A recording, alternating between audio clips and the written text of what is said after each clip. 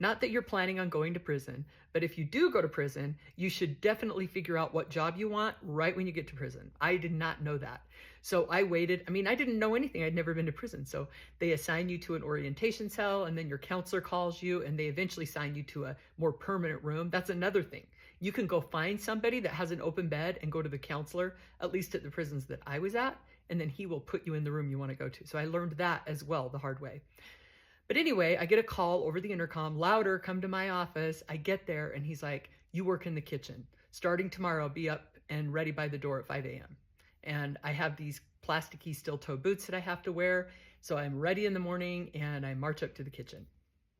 And when I got to the kitchen, they assigned me the job of server, which means that you stand behind, the line and you scoop whatever food is in front of you.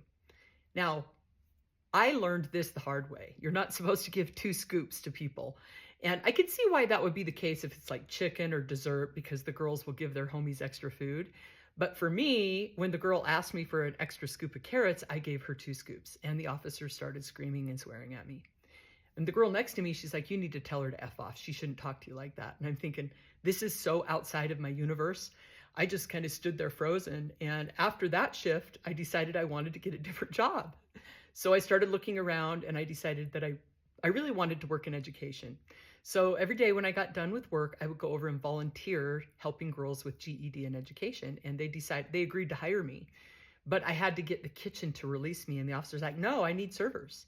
So I made him a deal. I said I'd work an extra shift. There was like a holiday. And so they had a bunch of hamburgers and stuff. And I was off that day. I said, I'll work that day if you'll just let me go. So I remember telling him, I'm like, I have a smart brain. Like I can help people. Me scooping carrots isn't really that good of a use of my skills.